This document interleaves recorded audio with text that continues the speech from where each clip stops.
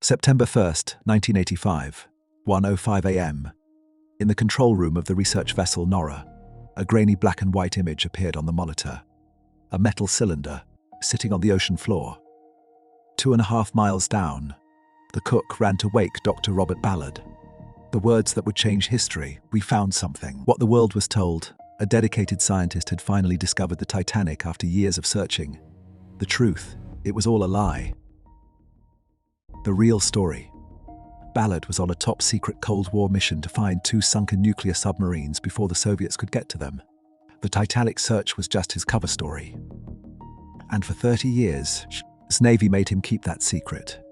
This is the story of how the Cold War, nuclear submarines, and deception led to the most famous maritime discovery of the 20th century. To understand how we found the Titanic, we need to go back to the darkest days of the Cold War, to 2 submarines, 2 disasters, and 228 American sailors who never came home. April 10th, 1963. The US Thresher, the world's first nuclear-powered hunter-killer submarine, was conducting deep diving tests 220 miles east of Cape Cod. She was state-of-the-art, the future of underwater warfare. Her pressure hull was constructed of HY-80 steel, enabling her to dive to 1,300 feet, unprecedented for a US submarine. At 9:13 a.m., the surface ship, US Skylark, received a garbled message from Thresher, experiencing minor difficulties, have positive up angle, attempting to blow. Then, silence. The Thresher had imploded at crush depth, killing all 129 men aboard instantly. She was gone, somewhere on the ocean floor in 8,400 feet of water. 5 years later, May 22nd, 1968. The USR Scorpion, a fast-attack nuclear submarine, was returning to Norfolk Naval Base after a 3-month deployment in the Mediterranean. She carried 99 crew members and 2 nuclear-tipped torpedoes. She never made it home. On May 27th, the Navy declared her missing. A massive search operation found nothing. It would be October before acoustic sensors revealed the truth. Scorpion had imploded somewhere in the Atlantic, 400 miles southwest of the Azores. Another 99 American sailors. Another nuclear submarine on the ocean floor, this time at 10,000 feet. 2 nuclear submarines, 2 catastrophic failures. And the US Navy had no idea what happened to them. But here's what terrified the Pentagon. Both submarines carried nuclear reactors. Thresher had 1, Scorpion had 1, plus 2 nuclear-tipped torpedoes. Were the reactors leaking radiation? Had they caused environmental contamination? Could the Soviets find them first and reverse engineer American nuclear technology? The Navy needed answers, but they had a problem. They couldn't search for the submarines without revealing their locations to Soviet spy ships that tracked every US Navy vessel in the Atlantic. They needed a cover story. Enter Dr. Robert Ballard. Robert Ballard wasn't just a scientist. He was a Navy intelligence officer, a former liaison to the Office of Naval Intelligence, and an oceanographer obsessed with finding the Titanic. Since the 1970s, Ballard had been developing revolutionary deep-sea technology. His creation was called Argo, a towed underwater camera sled that could capture live video from the ocean floor at extreme depths. In 1982, Ballard approached the US Navy with a proposal: fund my technology, and I'll find the Titanic. The Navy wasn't interested in the Titanic, but they were very interested in Argo. Deputy Chief of Naval Operations Ronald Thunman saw an opportunity. He made Ballard an offer. "We'll fund your technology. We'll give you ship time. We'll give you everything you need. But first, you have to find Thresher and Scorpion for us. You have to survey the wreckage, photograph the nuclear reactors, and determine if there's any environmental contamination. And here's the critical part. If you have time left over after finding our submarines, then you can search for your Titanic." Ballard accepted immediately. But there was one more condition, as Ballard later revealed. They did not want the world to know that, so I had to have a cover story. The cover story would be simple. Ballard was searching for the Titanic. That's it. A civilian scientific expedition funded by the Navy to test new underwater imaging technology. No one could know about the submarines. Not the press. Not the public. Not even some members of Ballard's own team, and definitely not the Soviets. Think about the stakes here. It's 1985. The Cold War is at peak intensity. Ronald Reagan is president. The Soviet Union is aggressively tracking American military movements. If Soviet intelligence discovered that the U.S. was searching for nuclear submarines, they would immediately dispatch their own ships to shadow the expedition. They would photograph everything. They might even attempt to salvage American nuclear technology. The mission had to remain secret, so in the summer of 1985, the world was told that Dr. Robert Ballard was finally making his dream expedition to find the Titanic. The truth: he was hunting for nuclear weapons at the bottom of the Atlantic Ocean. July 1985. Ballard boarded the French research ship Le Shrouded, equipped with side-scan sonar. The public story: they were mapping the ocean floor to narrow down the Titanic's location. The real mission: conducting preliminary sonar sweeps of the area where Thresher and Scorpion were believed to have sunk.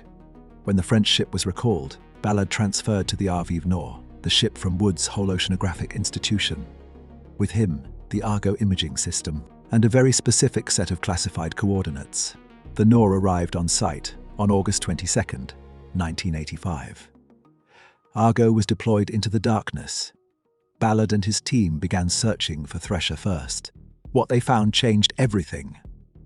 The Thresher hadn't just sunk intact. It had imploded from the immense pressure at depth, instantly killing everyone aboard. But here's what shocked Ballard. The submarine had shattered into thousands of pieces, scattered across the ocean floor. There was a massive debris field, metal fragments, interior components, personal effects, all spread out in a trail following the ocean currents. Ballard realized something profound. When a ship sinks at extreme depth, it doesn't just drop straight down.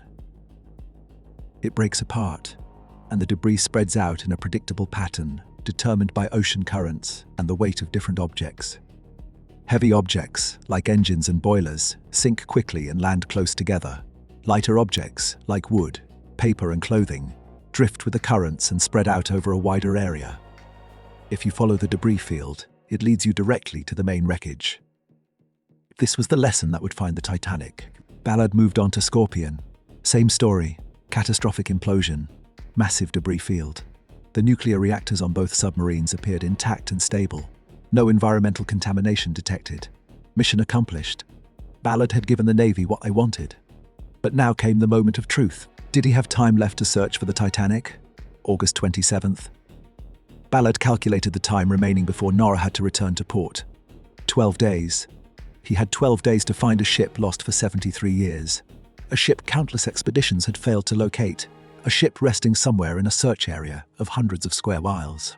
Most scientists would have given up. The odds were impossible. But Ballard had learned something from the submarines, something no one else knew. He wasn't going to search for the Titanic. He was going to search for its debris field.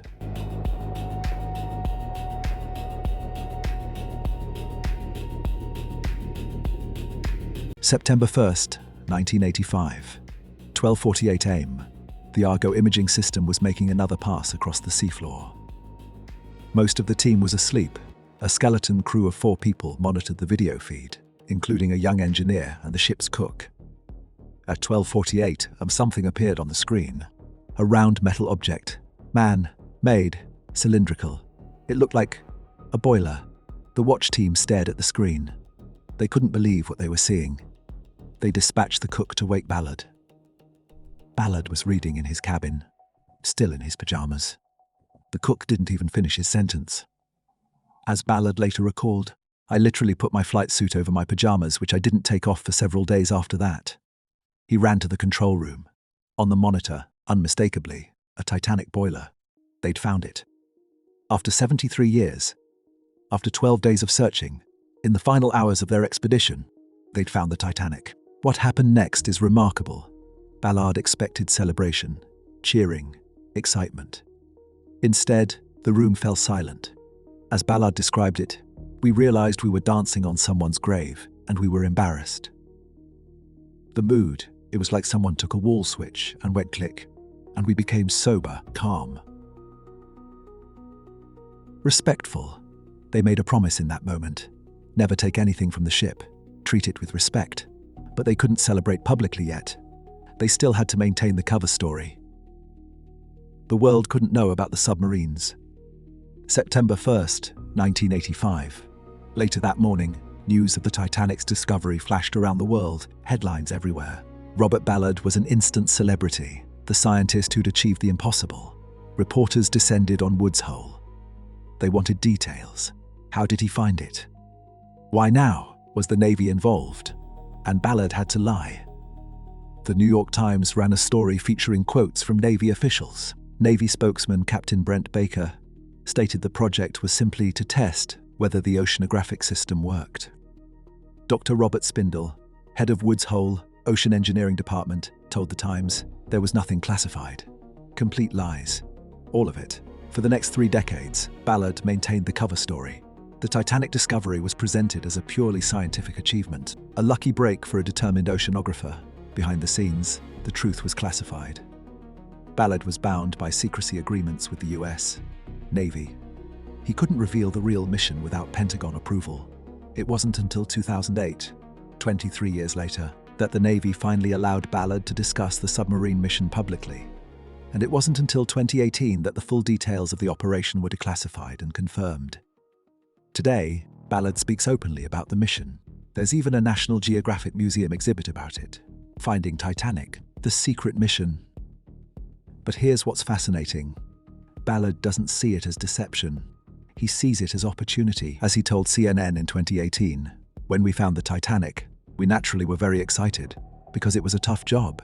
We got it, scoring the winning goal at the buzzer. The submarines gave him the funding, the technology, the ship time.